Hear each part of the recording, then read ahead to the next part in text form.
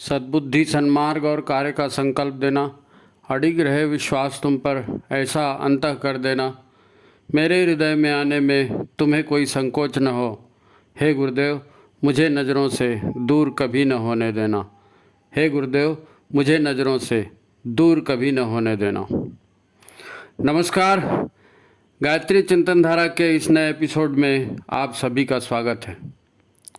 मित्रों, आज हम चर्चा करने वाले हैं कि सौभाग्य या गुड लक जिसे कहते हैं, ये गुड लक जीवन में उतरता कैसे है। लोग बहुत से इसके लिए प्रयास करते हैं। कोई पूर्णिमा का व्रत रखता है, अमावस्या का, एकादशी का, चतुर्थी का व्रत करता है ना। कुंवार नवरात्रि, चैत्र नवरात्रि में लोग साधना करते हैं। कुछ लोग निर्जला व्रत करते हैं, कोई फलाहार करते हैं, कोई फलाहारी व्यंजन खाते हैं। सब अपने अपने ढंग से जिसे जैसे जानकारी है करते रहते हैं, है ना। तो इसके साथ फिर किसी खास मंत्र का जाप करना, किसी खास देवी या देवता की पूजा करना, उनके स्तोत्र आदि का पाठ करना, लंगर लगाना, भंडारे करना, ये सब होते रहता है। आप जानते हैं ये सब साधना अनुष्ठान, ये इन्हीं नामों के अंतर्गत ये सब होता है। व्रत पूजा पर हम पहले भी कई वीडियो डाल चुके हैं। उनके लिंक आपको हम डिस्क्रिप्शन में डाल देंगे, आप उन्हें भी सुने और उनसे काफ़ी कुछ आपको मिलेगा।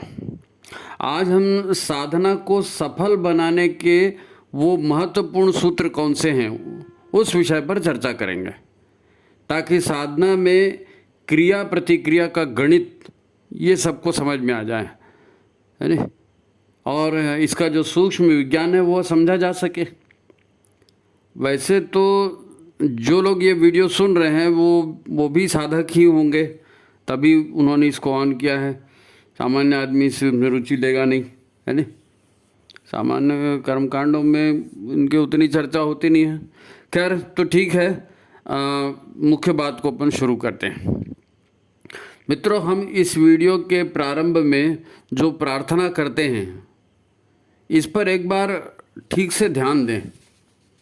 ये प्रार्थना इसीलिए की जाती है, आप इस बार मेरे कहने से फिर से एक बार इस पर ध्यान दें। प्रार्थना क्या है? सद्बुद्धि सन्मार्ग और कार्य का संकल्प देना, अडिग रहे विश्वास तुम पर, ऐसा अंतः कर देना। मेरे हृदय में आने में तुम्हें कोई संकोच न हो। हे गुरुदेव, मुझे नज़रों से दूर कभी न होने देना। हे गुरुदेव, मुझे नज़रों से दूर कभी न होने देना। अब इसमें मुख्य बात क्या है?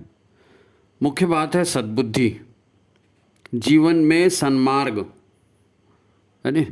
जीवन में शुभ कर्मों का संकल्प हो, मन स्वच्छ हो, निर्मल हो, ताकि हमारी मार्गदर्शक सत्ता जो कि दैवी सत्ता है, वो निसंकोच हमारे मन रूपी रथ का संचालन करती रहे। ये एक महत्वपूर्ण भाव इसके साथ है। जैसे महाभारत में, है ना, अर्जुन का रथ श्री कृष्ण ने संचालित किया था, अर्जुन ने अपने आप को उनके हवाले कर दिया था, है ना। तो साधना सफलता दिलाने वाली अत्यंत सरल प्रक्रिया है। इसमें कुछ कठिन नहीं है, सरल है। रुकावट कहाँ आती है? दिक्कत क्या है? दिक्कत यह है कि यह क्रिया 100% सद्गुरु के निर्देशों पर होती नहीं है। लोगों ने कहीं से कुछ पढ़ लिया, कहीं किसी कुछ बात कर ली, फिर उसने कुछ कह दिया, उसको सुन लिया, उसको कर लिया, तो आधा अधूरा ज्ञान, है ना, मिथ्या मान्यताएं, मिथ्या धारणाएं और साधना के नाम पर रूढ़िवादिता, अनेक कथा कहानियाँ ये साधना को लेकर प्रचलित होती हैं। अब लोग उसी को सच मानते हैं, वैसा ही करते रहते हैं।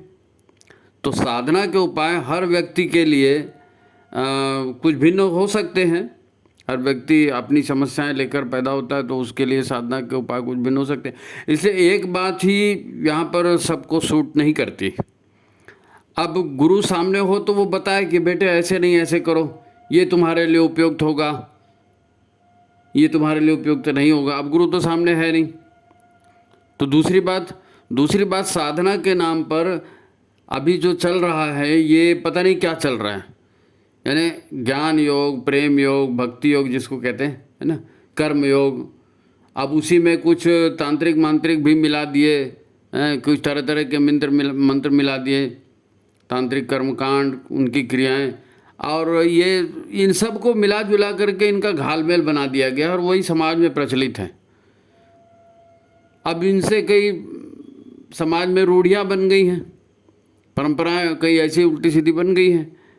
नहीं जी हमारे यहाँ ऐसा नहीं होता, हमारे यहाँ तो ऐसा होता है, हम तो इसको इस तरह करते हैं, हम तो इसको वैसा करते हैं। आपने सुना होगा 2500 बार लोग कहते हैं। अब हमारे यहाँ दैनिक पूजा पर, हवन विधि पर, अनुष्ठानों पर पुस्तकें हैं और उन पुस्तकों में कॉमन पद्धति दे दी गई है सबके लिए, सब लोग इस विधि से कर सकते हैं। फिर भी उसमें अब लोगों को समस्या बनी रहती है।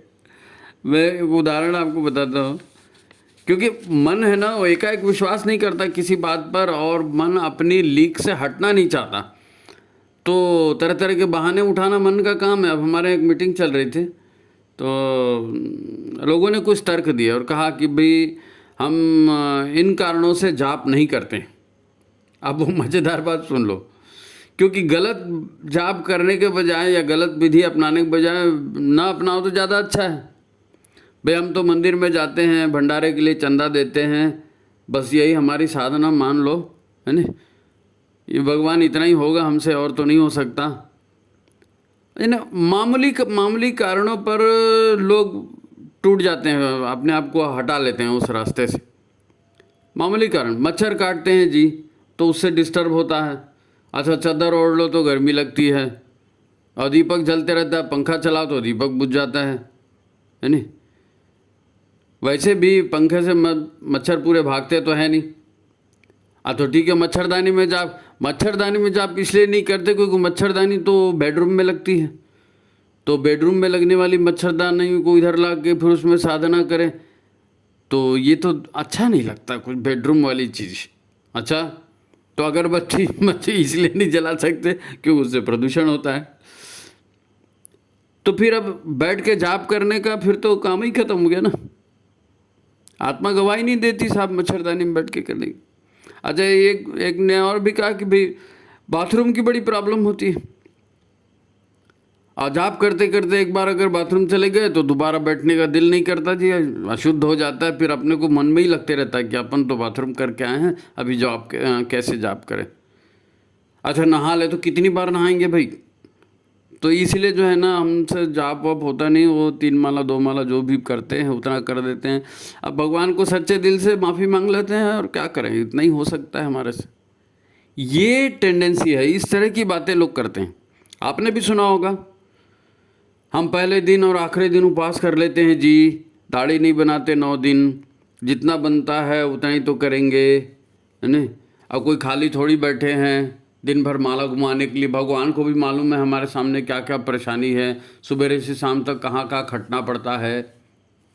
अब इसे सच मानेंगे या बहानेबाजी? अच्छा, उपवास में क्या क्या खाया जाता है ये बताने की जरूरत नहीं, आप जानते हैं। तो जो कुछ भी चल रहा है बड़ा विचित्र कारोबार चल रहा है साधना पूजा उपासना के नाम पर।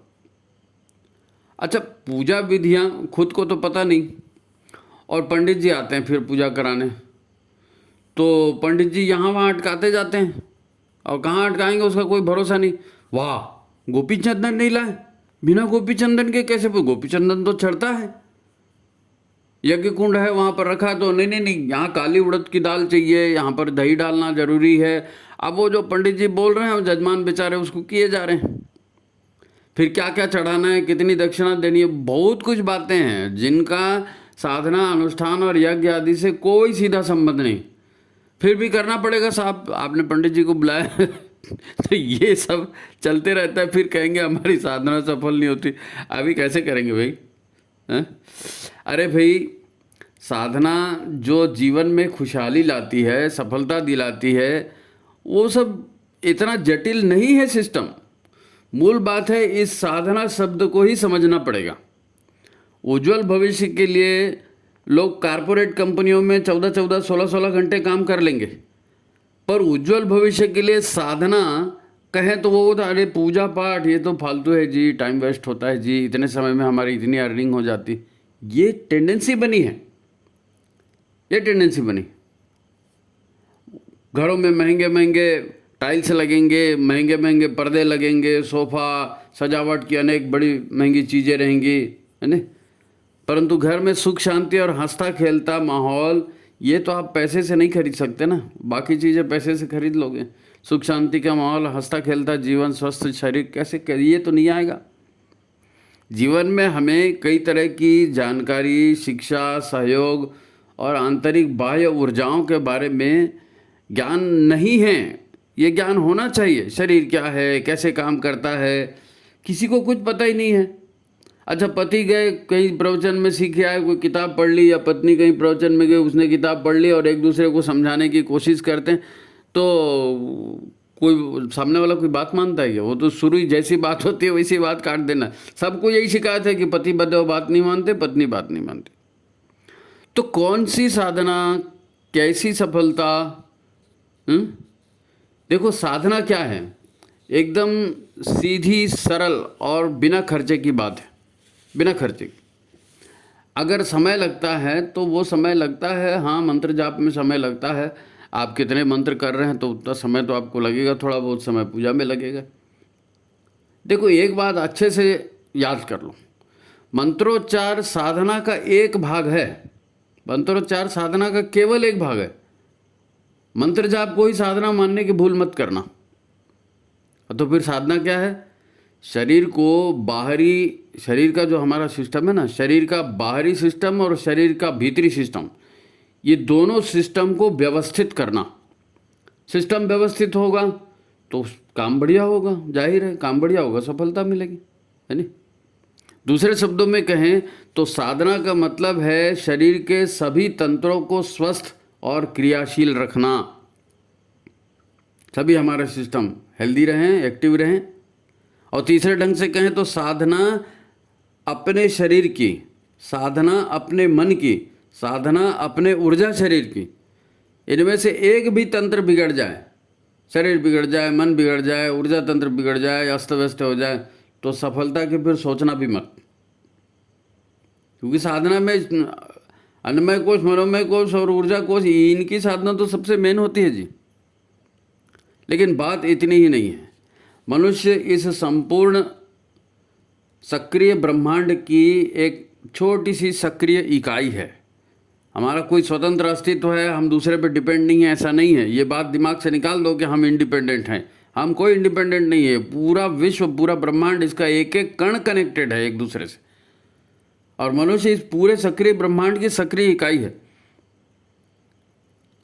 आपने मनुष्य शरीर के 5 कोशों के बारे में सुना होगा, 5 प्राणों के बारे में सुना होगा, सूक्ष्म देव शक्तियों और सूक्ष्म आश्चर्य शक्तियों के बारे में सुना होगा। आप अपने विज्ञानमय कोश के माध्यम से अपनी भाव संवेदनाओं को संपूर्ण ब्रह्मांड में प्रेषित कर सकते हैं। आप पूरे ब्रह्मांड से इसके माध्यम से जुड़े हैं, भाव संवेदनाओं के माध्यम से। फिर तो साधना किसकी हुई? और चौथे तरीके से समझो तो आपको थोड़ी बहुत जानकारी अपने स्थूल शरीर की ही है। इसके भीतर जो सूक्ष्म शरीर है, इसके भीतर जो कारण शरीर है, उसकी जानकारी है क्या? नहीं है। तो साधना किसकी? साधना इन सब की करनी पड़ती है। आपकी दैनिक जीवन की सफलता असफलता के पीछे सबसे बड़ा हाथ तो सूक्ष्म शरीर और कारण शरीर का है। तो साधना में इन तीनों शरीरों की साधना शामिल है भाई, इन तीनों शरीरों की साधना शामिल है। आप कल्पना करके देखो, लोग कैसी कैसी बातें करते हैं, बड़ा क्रोध भी आता है, बड़ी हंसी भी आती है। कलश पे नारियल खड़ा रखें कि आड़ा रखें? कुछ लोग कलश के ऊपर दीपक रखते हैं, आप नारियल रखने के लिए कह रहे हैं। अब वो गोपी चंदन क्या जादू करेगा, उड़द की दाल और दही क्या जादू करेगा, हैं? आप पीली धोती पहन रहे हैं कि ऑरेंज धोती पहन रहे हैं कि भगवा पहन रहे हैं कि चंदन खड़ा लगा रहे हैं कि आड़ा लगा रहे हैं? अरे भाई, ये किस झंझट में है? किस झंझट में? इससे यानी इन विवादों में उलझने का कोई फायदा नहीं है। देखो, सफलता या खुशियाँ आती कैसे हैं? सफलता या खुशियाँ आती कैसे हैं? महर्षि पतंजलि ने इसके सूत्र दिए हैं, 5 यम और 5 नियम। अगर 5 यम और 5 नियम मतलब क्या करना चाहिए, उसके 5 तरीके कि ये करना है, और 5 नियम, यम ये नहीं करना है, तो जीवन में ये नहीं करना, ये करना, ये बातें हैं, ये क्यों करनी है? इसलिए करनी है कि जन्म से लेकर शरीर के अंतिम क्रिया तक हम परिवार और समाज से जुड़े रहते हैं। बिना परिवार और बिना समाज के हम तो पैदा ही नहीं होते, और मर भी जाते हैं तो आखिरी तक समाज की ज़रूरत पड़ती ही है। तो समाज में जब हमको रहना है तो कैसे रहना है? समाज के साथ अगर ठीक से तालमेल नहीं होगा, समाज के साथ हमारा लेन देन ठीक नहीं होगा, तो हम सुख से कैसे रह पाएंगे? नरक बन जाएगा हमारा जीवन, सब एक दूसरे का गला पकड़ते रहेंगे। तो इसीलिए महर्षि पतंजलि ने 5 यम और 5 नियम बताए हैं। ये 5 काम जरूर करना, ये 5 काम मत करना, है नहीं? अब जैसे हमारे शरीर के सभी अंग हैं, सभी अंग अपना अपना काम ठीक से करते हैं, तो पूरे शरीर के लिए भोजन मिलता है, पूरे शरीर को पानी मिलता है, पूरे शरीर को हवा मिलती है, पोषक तत्व मिलती है नहीं? विश्राम भी होता है तो पूरे शरीर का मनोरंजन भी होता है, तो उससे पूरे शरीर के अंग लाभ उठाते हैं। ये सब शरीर के नेतृत्व में होता है। हर अंग स्वतंत्र होकर भी एक दूसरे पर निर्भर है। ऐसे ही हमारा परिवार तंत्र काम करता है। परिवार में भी सारे लोग स्वतंत्र हैं, लेकिन सारे लोग एक दूसरे पर निर्भर हैं। समाज तंत्र काम करता है। खुद हमारी धरती माता है, हमारे अलावा वृक्ष, जल स्रोत हैं, वायु है, पशु पक्षी हैं। धरती माता तो सबका ध्यान रखती है ना, और सबसे मिला करके ही हम इसको शस्य श्यामला धरती कहते हैं, तो इसीलिए कहते हैं। आज हमने पर्यावरण बिगाड़ दिया है ना, तो सारे सिस्टम बिगड़ रहे हैं। फिर धरती भी कोई अकेले नहीं है, उसका भी सूरज से संबंध है, उसका भी चांद से संबंध है, उसका भी अन्य ग्रहों से संबंध है। तो मैं और मेरा परिवार, मैं से लेकर के और पूरा ब्रह्मांड तक, भाई सारा सिस्टम, सब सिस्टम के अंग प्रत्यंग हैं। तो इनके साथ अगर तालमेल नहीं बनेगा तो जीवन में खिंचाव तनाव तो आएगा ना। फिर कोई आपको बोलेगा राहु साथ नहीं दे रहा, कोई बोलेगा शनि साथ नहीं दे रहा, तो ऐसा नहीं होगा। तो फिर ज़्यादा मैं मेरा करने से कुछ नहीं होगा। मैं अकेला तोपचंद बन जाऊं, नहीं, ऐसा नहीं होता है। आपको नियम से चलना पड़ेगा। यहाँ क्रिया और प्रतिक्रिया के यम के नियम ही चलते हैं धरती पर। हमारे जीवन में यम के नियम ही चलते हैं। आप अपनी ट्यूनिंग इन सब के साथ बिठा लोगे तो झंझटों से मुक्त रहोगे, और आपकी ट्यूनिंग इनके साथ नहीं बैठेगी तो रोज कोई न कोई विवाद पैदा होगा। देखो, आप गाते हो ना, ओम द्यौः शांति, अंतरिक्ष शांति, पृथ्वी शांति, आपा शांति, औषधय वनस्पतय, ये सब ये इसको गाते हैं ना। तो विश्व की सभी देव शक्तियां शांत हों, वो सारी देव शक्तियां शांत होंगी तो उनके अनुदान बरसेंगे, तो हमारा जीवन चलेगा। तो फिर मैं, मेरा, मेरी बात, मेरी इज्जत, ये बकवास नहीं है तो क्या है? बकवास नहीं तो क्या है? बिना दूसरे के सहारे आप जी सकते हो, बिना ईश्वरीय शक्तियों के सहारे आप जी सकते हो। तो उनके साथ तालमेल बिठाना सीखना, यही तो साधना है। ये सब अगर साधना में आता है तो ये साधना फिर कैसे करेंगे? साधना कैसे करेंगे? ऐसी बड़ी साधना आप तो शरीर से लेकर के ब्रह्मांड तक बता रहे हो, तो ये इतना बड़ा काम कौन करेगा? कैसे इसकी फुर्सत मिलेगी? अरे भाई साहब, आप रोज प्रार्थना करते हो फिर भूल जाते हो। आप भावपूर्ण प्रार्थना करेंगे परमात्मा से, ओम विश्वानि देव सवितर दुरितानि परासुव यद भद्रम तन्न आसुव। दुर्गुण या नकारात्मक बातें हमसे दूर हों। यद भद्रम तन्न आसुव, जो अच्छा है उससे वो हमसे जुड़ जाएं, अच्छाइयाँ हमारे शरीर का अंग बन जाएं, हमारे व्यवहार में आ जाएं। तो अच्छाइयाँ हमारे शरीर के व्यवहार में आ जाएंगी, बुराइयाँ हमसे हट जाएंगी, सबके साथ तालमेल बन जाएगा, तो आप सुख से रहोगे। कोई बहुत कठिन बात थोड़ी। आप युग निर्माण संकल्प में सभी 18 पॉइंट जो दिए हैं उनको याद करो। हम ईश्वर को सर्वव्यापी न्यायकारी मानकर उसके अनुशासन में जीवन को उतारेंगे, आत्मसंयम और नियमितता द्वारा आरोग्य की रक्षा करेंगे। ये सारे जितने 18 पॉइंट हैं, ये 18 पॉइंट क्या है? वही यम नियम वाली बातें हैं, वही साधना वाली बातें हैं। आप इनको करेंगे तो जीवन में सदा सुखी रहेंगे, सफल रहेंगे। इसी को गुरुदेव ने इसीलिए उसको कहा है ना कि ये नवयुग का संविधान है। नया युग बनेगा तो साधना के आधार पर ही बनेगा। ऐसे ही लोग चलेंगे तब बनेगा। तो इन 18 पॉइंटों का इसलिए महत्व है। इनको करने के लिए कोई अतिरिक्त समय चाहिए क्या? आपको कोई अतिरिक्त समय चाहिए? हैं? ईश्वर को सर्वव्यापी न्यायकारी मानकर उसके अनुशासन में जीवन जिएंगे तो इसके लिए आपको एक्स्ट्रा टाइम लगेगा क्या? अरे भाई साहब, ये करते करते ही अपने आप को सुधारने की बात है ना। बिल्कुल कोई टाइम नहीं चलेगा। आप जिंदगी में जो जी रहे हैं इसी में जीते जीते अपने तौर तरीके को बदल दें थोड़ा सा। हैं? हम गाते हैं यज्ञ रूप प्रभो हमारे भाव उज्ज्वल कीजिए, तो हमारे भाव तो पूरे अंतरिक्ष तक जाते हैं जी। एक ब्रह्मांड से दूसरे ब्रह्मांड तक हमारी भाव शक्ति है। बड़ी जबरदस्त बात होती है भावना में, है ना। हम गाते तो है ना, यज्ञ रूप प्रभु हमारे भाव उज्ज्वल कीजिए। तो यज्ञ रूप भाव बनाने में कोई पैसा चाहिए क्या? यज्ञ रूप भाव बनाने में पैसा लगता है? कोई घंटे 2 घंटे समय देना पड़ता है?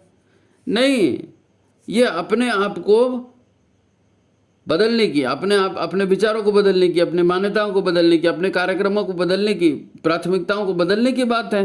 कोई एक्स्ट्रा टाइम देने की बात ही नहीं है। कुछ नहीं करना है, मन को शुद्ध करना है, मन की दुष्प्रवृत्तियां दूर करनी है। वो जो आपसे गलत काम करवाती हैं, कौन करवाता है गलत काम? मन की दुष्प्रवृत्तियां का मूड करता है, इसीलिए तो करते हैं ना सब। सारे अपराध मन से ही तो होते हैं, मन में उठती हैं वासनाएं, उसको पूरा करने के लिए आगे जाते हैं। तो उन ताकतों को हटाना है जो हमको बुरे कर्म में प्रेरित करती हैं। मन के अंदर की शक्तियां हैं, दुरितानि परास हुआ। तो इसके लिए कोई एक्स्ट्रा टाइम लगेगा? हैं? भला होना ही है, कौन रोकेगा इनको? अगर आप दूर कर देंगे तो बुराइयां दूर हो जाएंगी, तो भला होना ही है, कोई रोक नहीं सकता। आपसे जो भी कर्मकांड पूजा पाठ करवाए जाते हैं वो मन की भावनाओं, है ना, मन के संस्कारों को ठीक करने के लिए तो है। ये जो भी पूजा पाठ कराए जाते हैं ये कोई जादू मंत्र थोड़ी है।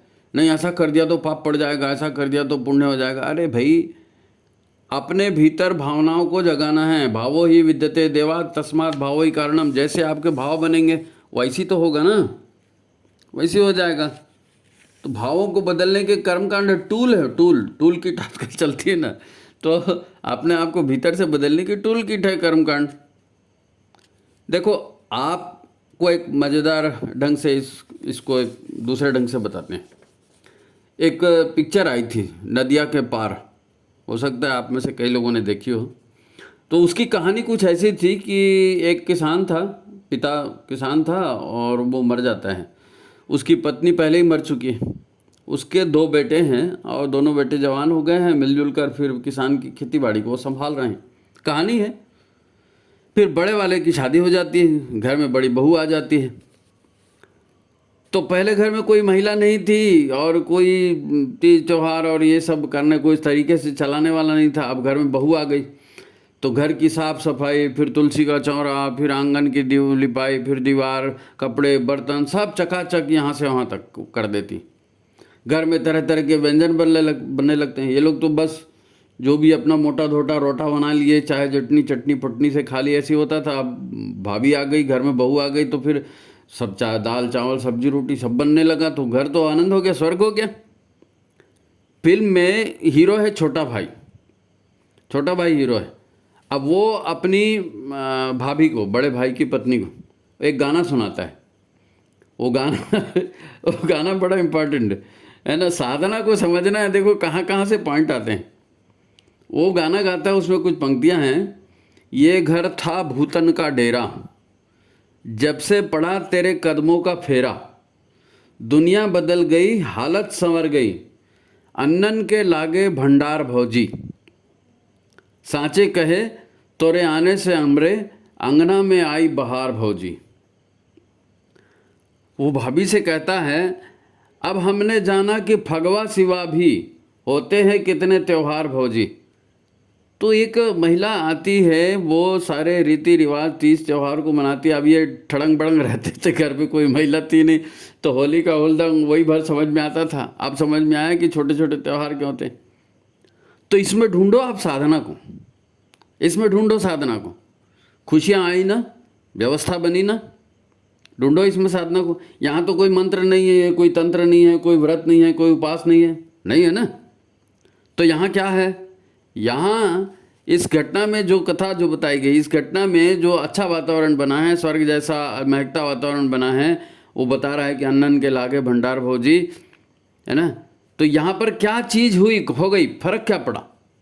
फर्क ये पड़ा सद्बुद्धि आ गई, फर्क ये पड़ा कि सेवा करने वाली आ गई, सद्बुद्धि आ गई, सेवा आ गई।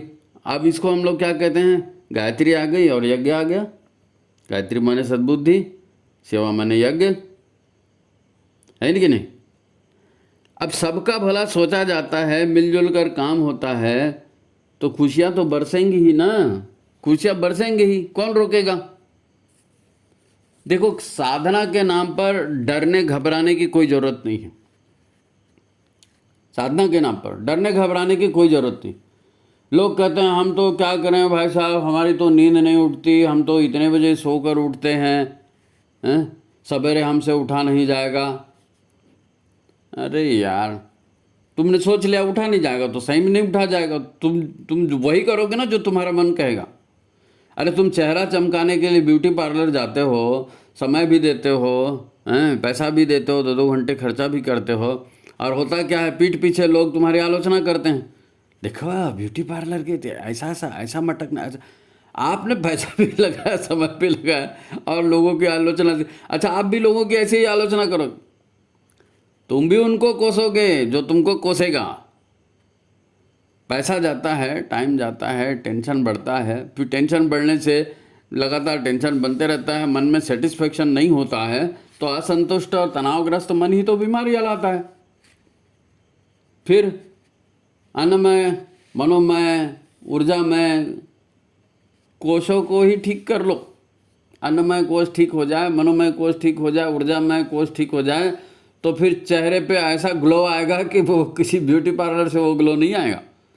आपका पेट साफ होगा, आपका चेहरा चमकेगा, आप खुश होंगे, आपका चेहरा चमकेगा, आपको संतुष्टि होगी, आपका चेहरा चमकेगा, ग्लो आएगा शरीर पे, शरीर भी स्वस्थ रहेगा, प्रसन्न रहेगा। आप यदि यम नियम का पालन करते हैं, घर में उपासना साधना का माहौल बनाते हैं, तो अनेक देव शक्तियाँ आपको सहयोग करेंगी। पूजा करते समय आप कहते हैं ना, ग्राम देवताभ्यो नमः, स्थान देवताभ्यो नमः, वास्तु देवताभ्यो नमः, तो ये सारे देव शक्तियाँ हैं। गांव की देव शक्ति है, स्थान की अपनी देव शक्ति है ना, वास्तु देवता स्वयं अपने आप में एक देव शक्ति है।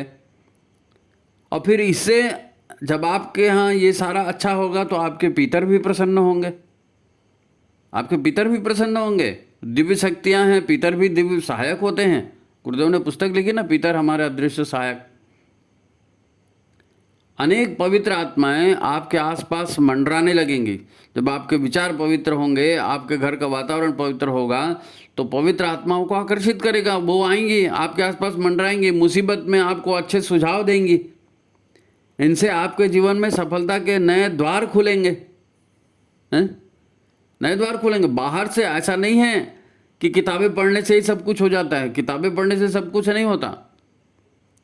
बाहर में अदृश्य जीवात्माएं हैं, अदृश्य जीव हैं और देवी शक्तियां हैं, वो भी तो सहयोग करती हैं। उनसे हमारा हम यज्ञ करते हैं ना, तो देवताओं को आहुतियाँ देते हैं, तो देवताओं को आहुतियाँ देते हैं तो देवता हमें वरदान देते हैं, तो ये ऐसे ही वरदान होता है ना। अब आप एक उदाहरण से समझो, मान लो आप ब्रह्म मुहूर्त में उठकर ध्यान करते हैं, जाप करते हैं, है नहीं। अब ब्रह्म मुहूर्त माने आप ये मान के चलो सुबह 3 बजे से 4 बजे के बीच, 3 बजे से 4 बजे आप ब्रह्म मुहूर्त में उठ रहे हैं, ध्यान कर रहे हैं, जाप कर रहे हैं। तो ब्रह्म मुहूर्त को ब्रह्म मुहूर्त क्यों कहते हैं? क्योंकि ये ब्रह्मा जी का समय है, सृजन का समय है। ब्रह्मा जी सहित जितने देव शक्तियाँ हैं, वो सारी देव शक्तियाँ अपने अनुदान, वरदान, आशीर्वाद उस समय, प्रेरणाएं उस समय लुटाती हैं। ये वही समय है, 3 बजे से 4 बजे का सुबेरे का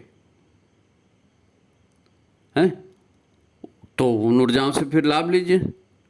इनसे आपका अंतःकरण जो है वो मुफ्त में बदल जाएगा, मुफ्त में आपके भीतर कायाकल्प हो जाएगा। ब्रह्म मुहूर्त में साधना करने से मुफ्त में कायाकल्प हो जाएगा जी। इस साधना से आप एक अलग ही तरह के आदमी बन जाओगे। इसलिए तो गुरुदेव कहते हैं और सभी लोग कहते हैं ब्रह्म मुहूर्त में साधना करना चाहिए। यूनिवर्सल सत्य है ये बहुत बड़ा। तो ब्रह्मांड की दिव्य शक्तियाँ सहायता करती हैं। तो साधना बहुत व्यापक क्षेत्र है, साधना का क्षेत्र बहुत व्यापक है। साधना एक जीवन पद्धति है, साधना एक जीवन पद्धति है। उस जीवन पद्धति को अपनाना है, उसमें कोई अतिरिक्त पैसा, अतिरिक्त समय नहीं लगता है। अगर साधना को समझने के लिए पांचवा पॉइंट लें, 4 पॉइंट आपको पहले बताया ना, तो पांचवा पॉइंट है साधना के लिए, वो है गुरु के इशारे पर जीवन जीना। क्योंकि आपको अपनी गलती समझ में आएगी नहीं, और आप अपनी गलती को खुद कैसे बनोगे? वो तो अंधा बाटे रेवड़ी अपने अपने को दे, तो जितना अच्छा होता है मैं कर रहा हूँ, जितना बुरा होता है वो पड़ोसी करता है, दोस्त करता है, सरकार करती है, अमेरिका करता है, पाकिस्तान करता है? तो अपनी बुराई जब हमको समझ में नहीं आती, तो गुरु के इशारों पर, गुरु के जीवन दर्शन को समझना और उसके आधार पर अपनी बातों को रिजेक्ट करके गुरु की बातों को स्वीकार करना। करिष्ये वचनम तव, है गुरुदेव आपने जो कहा हम उस हिसाब से जिएंगे। तो ये साधना का पांचवा पॉइंट ये है, गुरु के इशारों पर जीवन को जीना। देखो सुख दुख सबको होता है, हर आत्मा जो इस धरती पर जन्म लेती है वो कोई ना कोई चैलेंज लेकर जन्म लेती है। आपका जन्म हुआ, हमारा जन्म हुआ, हर किसी का जो भी आया है वो कुछ न कुछ चैलेंज लेकर आया है, अपने लिए भोग लेकर के आया है। तो उसके अपने गुण अवगुण स्वभाव होते हैं, वो अपने को सही मानकर ही जीता है। हर व्यक्ति अपने आप को सही मानकर जीता है, और फिर ज़्यादा कर्म के बंधन और बांध लेता है। क्योंकि मैं जो कर रहा हूँ ये ठीक कर रहा हूँ, करने के लिए आप गए और हो कुछ और रहा है।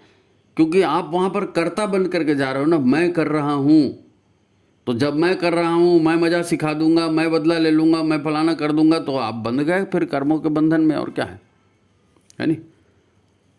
तो ये जन्म मरण का चक्कर जो है ना, ये गुरु के निर्देशों पर चलकर ही काटा जा सकता है। क्योंकि गुरु आपको बताएंगे कि नहीं नहीं ये गलत है, यहाँ नहीं यहाँ चलो। अब आप गुरु से बहस करोगे तो फिर शिष्य कैसे हो, है नहीं? तो गुरु के निर्देशों पर चलना पड़ेगा। हमें भी जो है अपने कर्म बंधन काटने हैं, है नहीं? तो कैसे काटेंगे ये गुरु बताते हैं।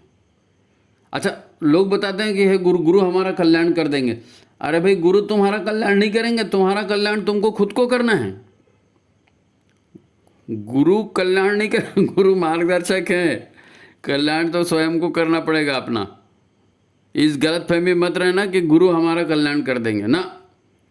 गुरु का काम है कल्याण का मार्ग बता देना, साधना की प्रेरणा दे देना, सुझाव दे देना, उदाहरण दे देना। करना तो बेटा तुमको ही पड़ेगा, साधना तो खुद ही को करनी पड़ेगी। अगर आगे बढ़ना है तो कदम खुद को उठाना पड़ेगा, है नहीं? वो कहते हैं कृष्णम वंदे जगत गुरु, कृष्ण को जगत गुरु कहते हैं। तो कृष्ण ने क्या किया था महाभारत में? उन्होंने अर्जुन को समझाया, सारे उदाहरण दे के समझाया।